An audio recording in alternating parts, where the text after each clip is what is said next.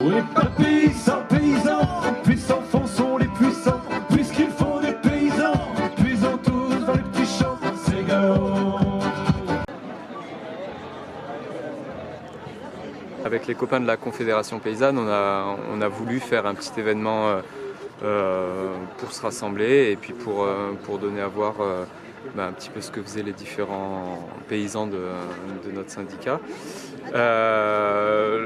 L'objectif de cette journée, c'est de se rassembler, de pouvoir discuter de paysannerie, de pouvoir créer une dynamique locale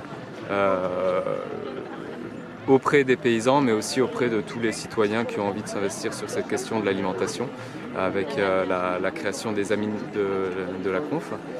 Puisqu'il faut des paysans, puisons tous dans les petits champs, c'est galop. Et puis après voilà, toute la matinée il va y avoir des animations, il y a une fresque du climat, il y a un café transmission, installation transmission de la Lodéar. Il y a un plateau de Radio Bartas et 48 FM où ça va parler du foncier qui va être possible de suivre en direct sur Bartas. Et pour moi, c'est vraiment ce qui fait la force de la Confédération Paysanne. Je précise pour les gens qui seraient intéressés pour en construire un chez eux, ils se manifestent auprès de Gérard, on pourra organiser un atelier de construction.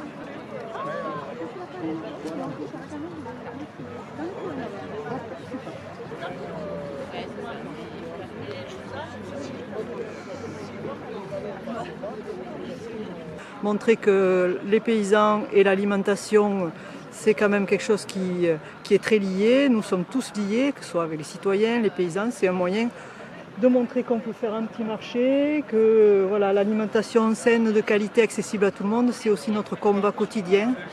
Et c'est aussi pour ça qu'après-midi, on fait venir Mathieu Dalmé, qui va venir faire une conférence gesticulée pour expliquer ce que c'est que le projet de sécurité sociale alimentaire. Voilà. Un projet qui permet de faire le lien entre l'alimentation et l'agriculture. Une dualisation de l'alimentation, où on ne mange plus du tout la même chose entre les personnes riches en capitaux culturels, en capitaux économiques, et les personnes les plus pauvres dans la société qui vont être complètement dépendantes du système agroalimentaire pour s'alimenter, très énervées et très insatisfaites de cette alimentation, mais concrètement dans une incapacité structurelle à en sortir. La Confédération Paysanne va dire que finalement un projet global de transformation de l'agriculture, ça passe par la mise en place de la demande alimentaire, la légitimité de l'agriculture qui doit être produite, elle ne doit pas venir de 1000 études d'experts. Merci. Voilà. Juste ce mardi, là, il y a notre président de la République qui a annoncé un plan d'investissement pour la France en 2030. Lui, sa vision de l'agriculture, ou en tout cas en 2030, il souhaite qu'on soit innovant au niveau agricole, d'un point de vue robotique, d'un point de vue numérique et d'un point de vue génétique. Nous, quand on entend ça, ça nous fait bondir. Nous, on n'a pas besoin de robotique, on a besoin d'emplois paysans. On n'a pas besoin d'avoir des robots qui font à notre place et qui laissent des chômeurs au bord de la route. On n'a pas besoin de numérique, on a besoin de retrouver et d'inventer des savoir-faire agroécologiques.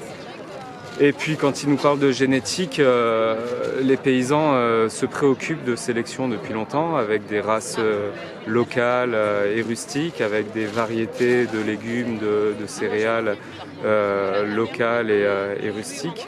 La génétique qu'on nous annonce, c'est pas du tout ça, c'est à nouveau remettre sur le tapis la question des organismes génétiquement modifiés. On est vent debout contre ça.